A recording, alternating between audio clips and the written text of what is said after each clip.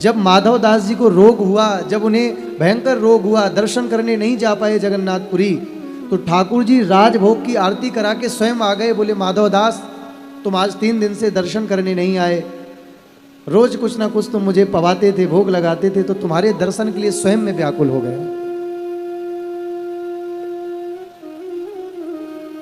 15 दिन के लिए जगन्नाथ भगवान बीमार पड़ते हैं। जगन्नाथ भगवान 15 दिन के लिए बीमार पड़ते हैं। वो 15 दिन इसलिए बीमार पड़ते हैं कि माधव दास जी का जो 15 दिन का जो कष्ट बचा था, वो स्वयं जगन्नाथ भगवान ने अपने शरीर में ले लिया था। इसलिए आज भी जगन्नाथ स्वामी नयन पथगामी नीलाचल प्रभु 15 दिन के लिए आज भी बीमार होते हैं। माधव दास जी कहते हैं, परमात्मा आप तो ऐसे हो कि आप छूने मात्र से मेरे कष्ट को दूर कर दोगे, फिर आप मेरे कष्ट को क्यों नहीं मिटा रहे हो? यही शिकायत हम सबकी है, ये नहीं दिया, ये नहीं किया, ये नहीं किया, वो नहीं किया। ये शिकायत बंधुओं यदि बनी है तो हमारी बुद्धि सत्य स्वरूप नहीं हो सकती। अभी हमारे नयनों ने सत्य स्वरूप परमात्मा को नहीं निहारा। जगन्नाथ स्वामी कहते हैं, अरे माधव दास, अगर मैं तेरे कष्ट को ले लिया तो मैं पक्षपाती हो जाऊंगा, और यदि तेरा ये जो कष्ट है ये प्रारब्ध जन्य कष्ट है, अगर मैंने ले लिया तुझे दोबारा आना पड़ेगा। पुनरपि जननम पुनरपि मरणम पुनरपि जननी जठरे शयनम, बार बार आओगे, बार बार जाओगे। और जिस पर परमात्मा कृपा करते हैं उस व्यक्ति को जन्म मरण के चक्कर से ही मुक्त कर देते हैं। लेकिन मेरा माधव दास कहीं उदास न पड़ जाए, कहीं दुखों को सहते सहते टूट ना जाए, इसलिए 15 दिन के लिए प्रभु ने वो माधव दास का रोग, वो पीड़ा अपने शरीर में ले ली। अब हम भक्तों के मन में एक भाव आएगा कि 15 दिन का वो रोग, 15 दिन का वो दर्द, इतने दिन हो गए आज भी जगन्नाथ स्वामी 15 दिन बीमार पड़ते हैं, ऐसा क्यों? अब नहीं बीमार पड़ना चाहिए जगन्नाथ जी को। बात सबके मन में आती है ना? सब यहाँ देखो, प्रेम से सुनो, बोलो कुंज बिहारी श्री हरिदास, कुंज बिहारी श्री हरिदास। 15 दिन का रोग लिया जगन्नाथ जी ने, उनको तो स्वस्थ हो जाना चाहिए। कितने दिन हो गए, कितनी महाराज कितने वर्ष बीत गए लीला हुए। लेकिन जरा विचार करिए, सतयुग त्रेता द्वापर कलयुग 71 बार जब बीत जाते हैं, 71-72 बार, तब ब्रह्मा जी का एक दिन होता है। और ऐसे कितने युग बीतते होंगे जब परमात्मा का एक दिन होता है। तो अभी यही बात हमें पता चल रही है, यही बात हम भक्तों अनुभव कर रहे हैं कि अभी उनके 15 दिन पूर्ण नहीं हुए हैं, तभी तो आज बीमार पड़ रहे हैं। अगर 15 दिन पूर्ण हो जाते तो ठाकुर जी बीमार नहीं होते। इस बात से क्या पता चला? परमात्मा तुम्हें देख रहे हैं, पग पग में तुम्हें निहार रहे हैं, पग पग में तुम्हें संभाल रहे हैं, लेकिन वो चाहते हैं कि प्रारब्ध का कष्ट तो तेरा मैं भी नहीं मिटा पाऊंगा।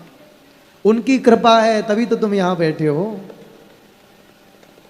बुझ जाए समा तो फिर जल सकती है, कश्ती तेरी तूफान से निकल सकती है, और कृपा यदि वृंदावन बिहारी की हो जाए तो बिगड़ी तकदीर इसी वक्त बदल सकती है।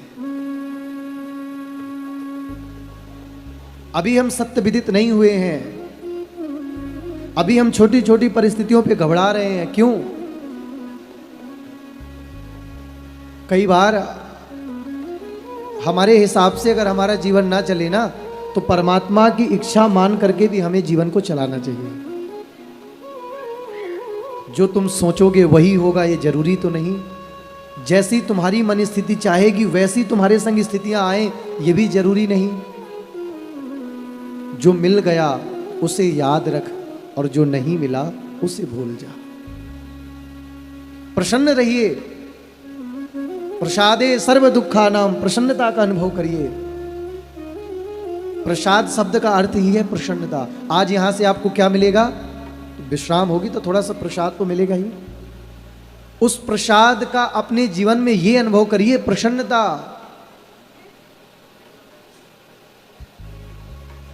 अगर प्रसाद लेने के बाद भी आपके जीवन में अप्रसन्नता छाई हुई है तो मैं नहीं मानूंगा कि आपके घर में सेवा है ठाकुर की।